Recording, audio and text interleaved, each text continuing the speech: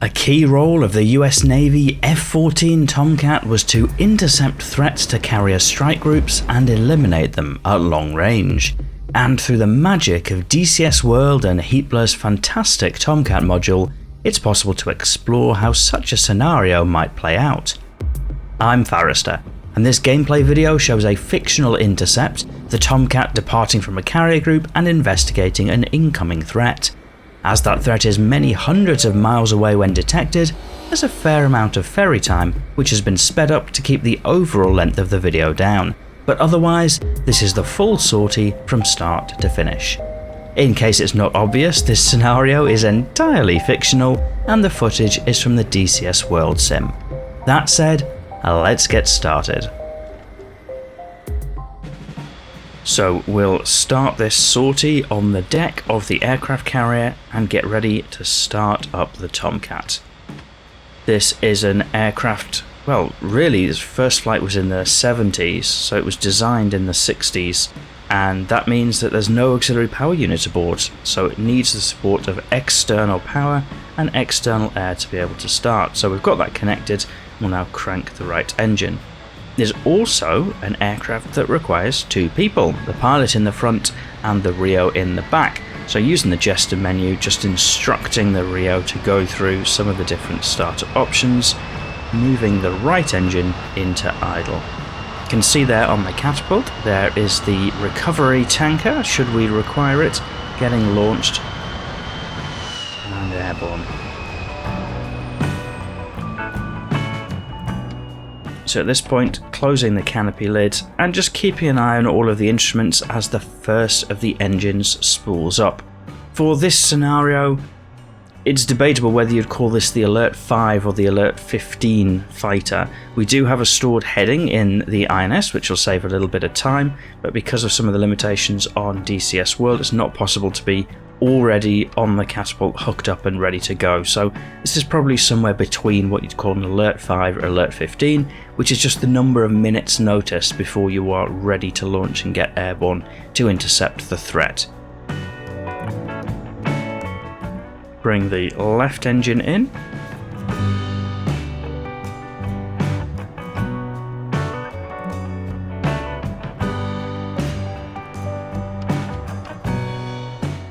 Now preparing all of the other systems while that second engine spools up. One of the more satisfying things about DCS, for those who choose to experience it, is the fully interactive cockpit. So everything from setting the number of rounds in the gun, the elevation, the radios, the TACAN, all of that is modelled in a lot of these high fidelity aircraft. And that makes the actual starting up of the aircraft quite enjoyable sometimes. So we're now started up both engines. We can inform the ground crew that they are clear to disconnect the ground power and the ground air supply, and through the automatic stored heading alignment we'll ask our Rio to complete the carrier alignment. This takes a little bit of time, so we're going to go to times 12 speed. It especially takes time if you don't actually have a stored heading, because it takes a while for all of the gyros and everything like that in the INS to get aligned to what you need to align to. So we've sped that up a little bit in this footage, and we're going to head across to the first catapult.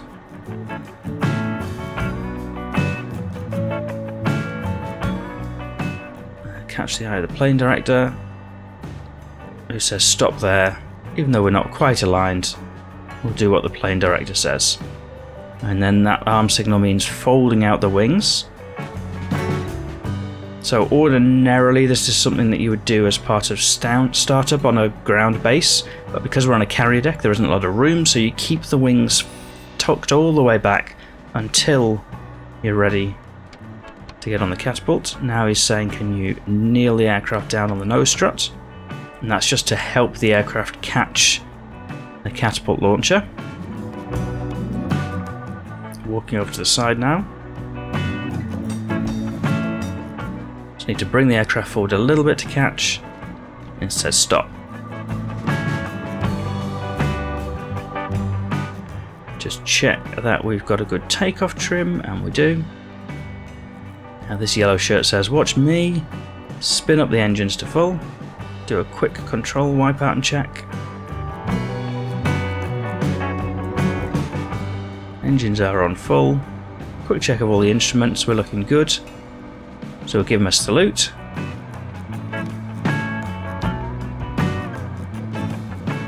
And then, here we go.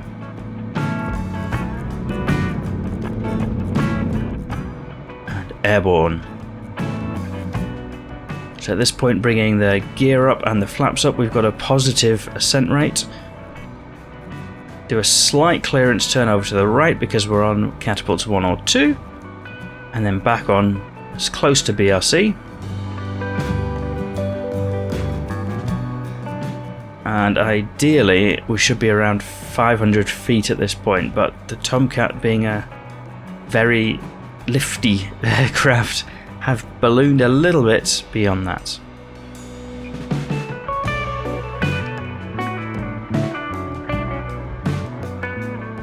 And just select the TACAN as the source. Do have a TACAN reading on one of the instrument panels, but by setting it to one of the displays, you get a digital readout of how far you are. And once you get to about 7 DME, that's when I start to climb away.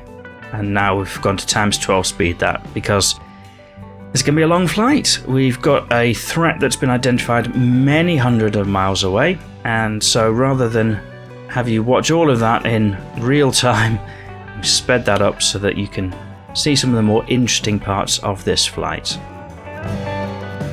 It would probably be also a good time to mention I'm currently relearning the Tomcat. I have flown it a little bit a few years ago, but most of my experience in this jet is actually in the back seat as the radar intercept officer, so learning to pilot all over again.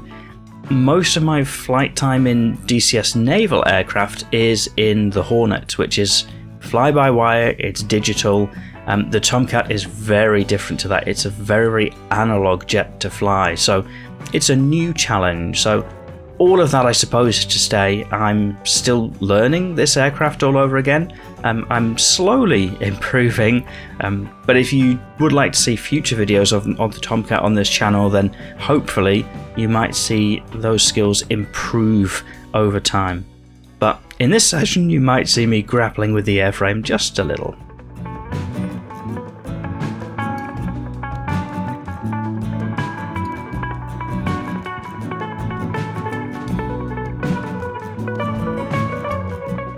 So I'm checking this island here carefully, because once we clear past Saipan Island, that's when we'll be cleared to go Master Arm on. So these aircraft have a lot of safeties to stop you from accidentally pulling the trigger when you don't intend to. So there's a fence-in process for when you're going into a high-threat environment, and we'll start to do that once we get past Saipan Island.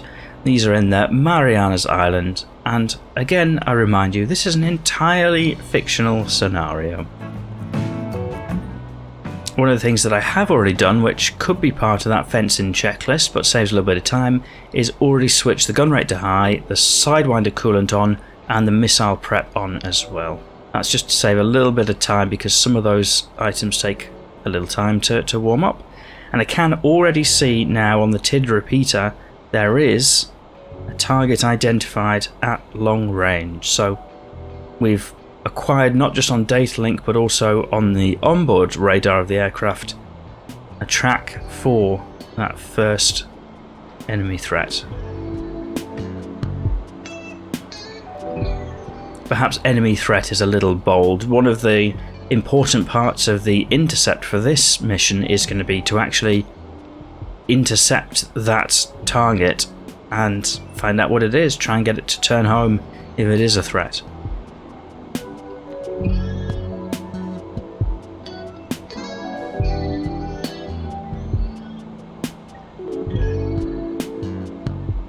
So here we're up at just under 29,000 feet of altitude. There's a fine balance between getting there quickly, not spending too much fuel, because it is a fair distance away and have to get back for a recovery tanker, and also being at a good altitude for the radar to be able to pick up targets. So this seems like the optimal choice of all of those things. And there we are, getting past Saipan, so we can now finish our fencing checklist, go master arm on.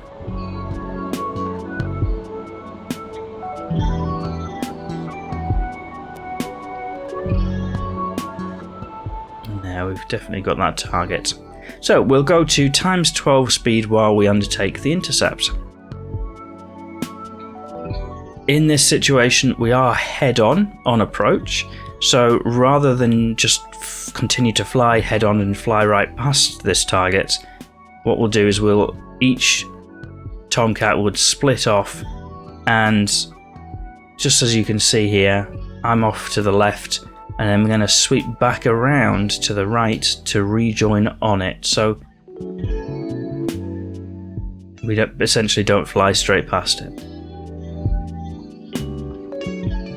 And there we go, got a visual on this aircraft now.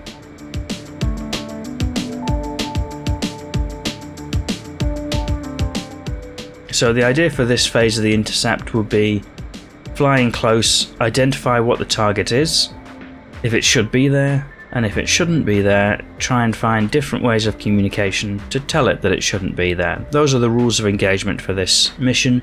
Although we are carrying plenty of missiles, the rules are not to engage unless engaged.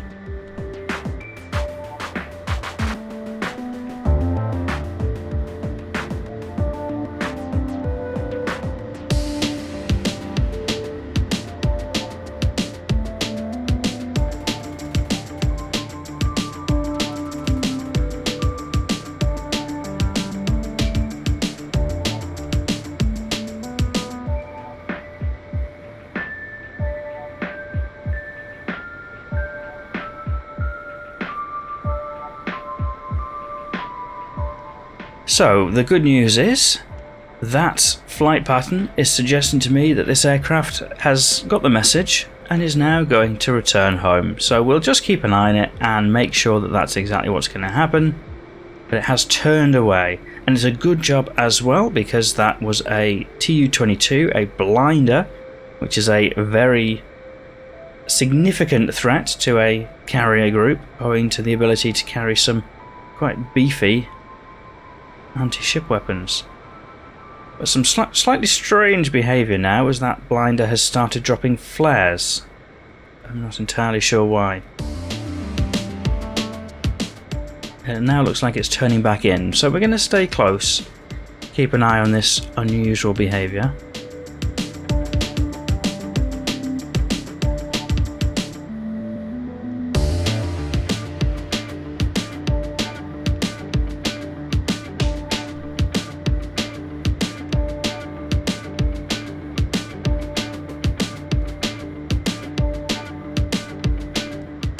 And it now looks like it's dropping a lot of flares and firing on us, which seems a little rude.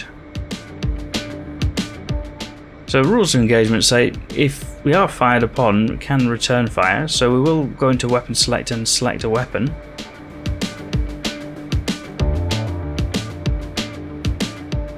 Bring our sidewinders in.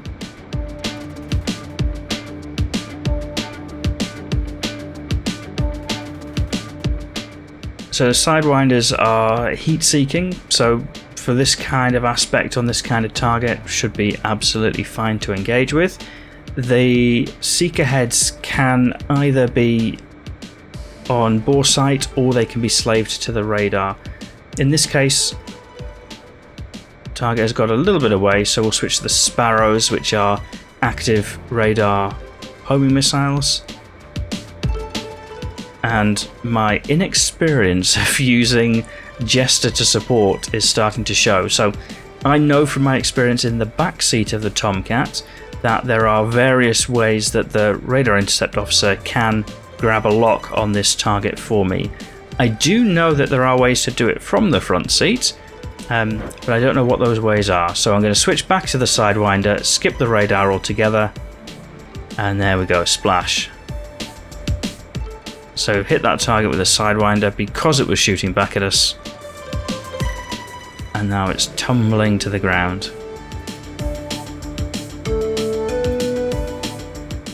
So this was probably a little bit of inexperience from me. I could have used one of the pilot lock-on modes if I had remembered how to.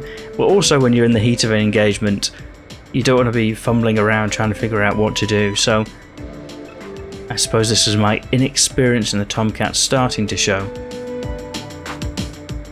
And again, some of this is due to my preferred engagement styles. So I mentioned earlier I flew a lot of the F-18, the Hornet, and I preferred not to get in close. I much preferred to engage at standoff ranges, so beyond visual range combat, and the Tomcat can do that great as well if you've got positive target ID and rules of engagement that allow it. But we still completed the mission. We investigated the threat fired at us, and so we engaged the threat, knocked it out.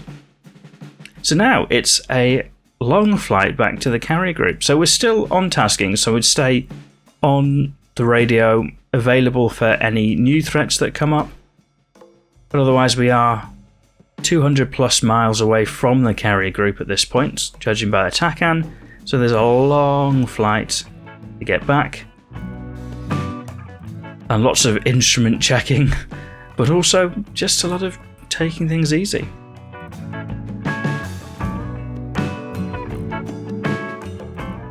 There we go, we've crossed back over Saipan, so we've got master arm off. Again, that's just to make sure that we don't accidentally engage any weapons that we don't intend to. And then slowly make our way back to the carrier group.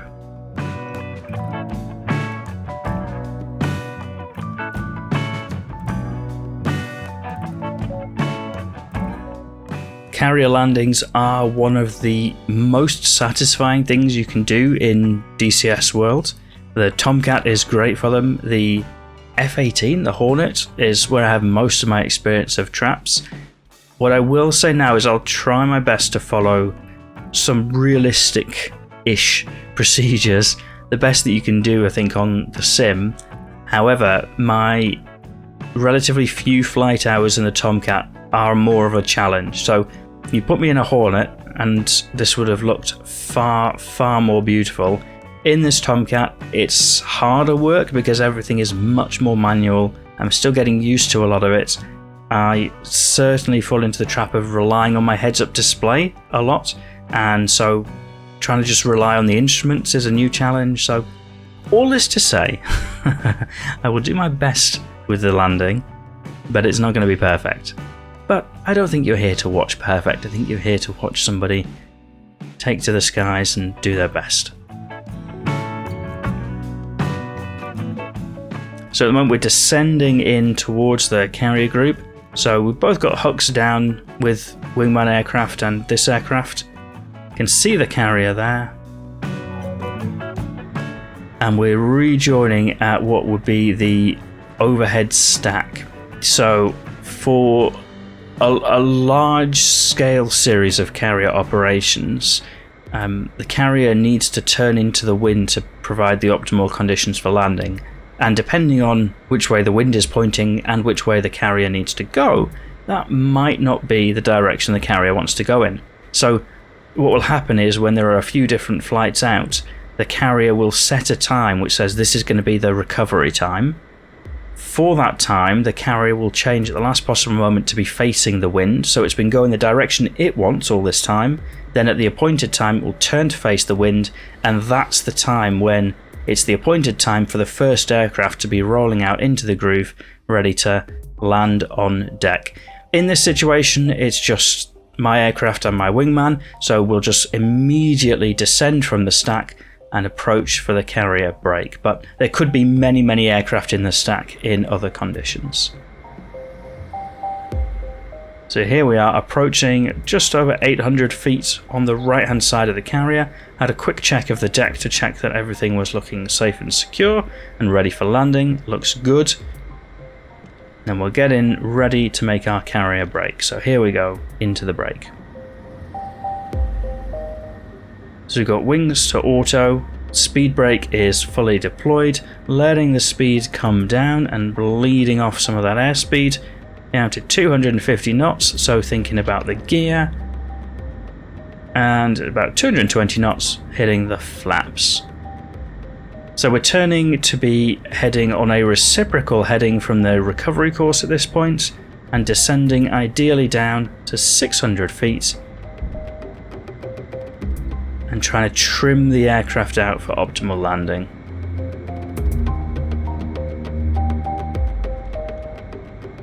So in this case the BRC we were given was 019, so we're about 200 for the reciprocal.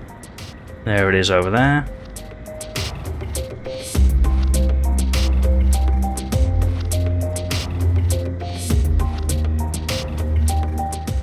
And at this point this is just me fighting with the aircraft to try and get it trimmed as optimally as possible. 15 units of angle of attack.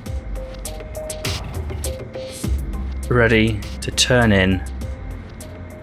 And I can see the round down of the carrier deck, so I'm going to start to turn in. Now at this point in the pattern I am a little high, I can see that. I'm about 900 feet, so I should be at 600 and starting to descend.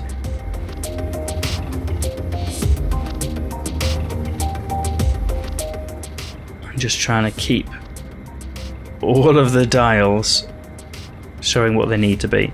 So the difference here between the Tomcat and the Hornet is, firstly, the fly-by-wire on the Hornet makes this much easier. For the Tomcat you're working hard, you're also retrimming a lot more than I think you would do in the Hornet. For the Hornet, once you've got it trimmed on speed, that's kind of it, whereas the Tomcat you're always doing these little tweaks here and there, but also the heads-up display. So in the Hornet you can do a lot of this approach with the help of your heads-up display.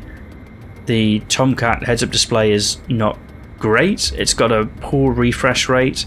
I find that the velocity vector is not perfect. There's no speed indicator on there, or at least not a digital readout of the speed indicator, so it's a lot of work. So the Tomcat is much more manual. You can see the iFLOS on the heads-up display there now showing up through DCS World. It's showing that at the moment we've gone from being a little low to being a little high. I think I'm usually a bit more comfortable being slightly higher than slightly low. But here, just try my best. Meatball, line up, angle of attack. And I am high now. So I've been given the wave off, so I'm going to follow the instructions given. Going to pour on some power and wave off without touching the deck. I think I had that. But it didn't look neat. And I will follow the instructions of the LSO. So the wave off lights were shown. I'll do my wave off.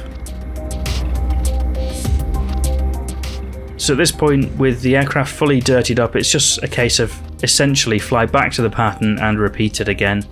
It's not ideal. We'll come back around, roll out into the groove, and we'll give it another try.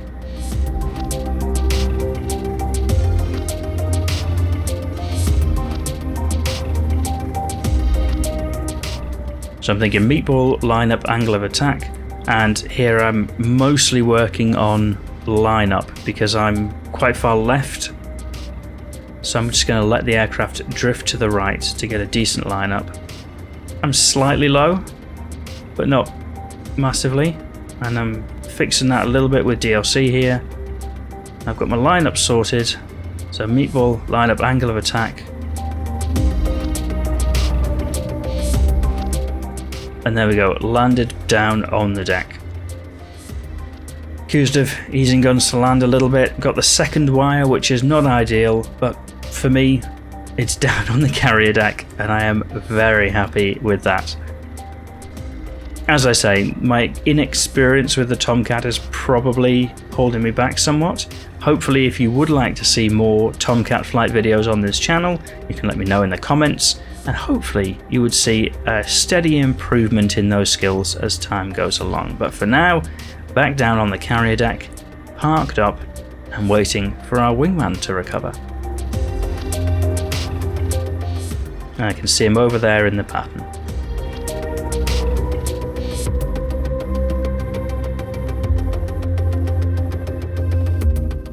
So back to times 12 speed whilst Tomcat friend gets ready to land on deck.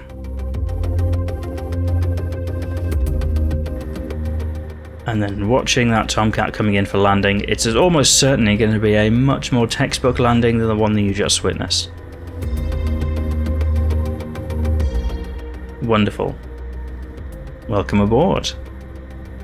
So, if you enjoyed this video, you might press the like button to let me know I should make more similar videos in future, and if you're not yet subscribed, given that you've got this far, you probably want to do that too, so that YouTube will know to show you more videos like this in future. But otherwise, and as always, thank you for watching.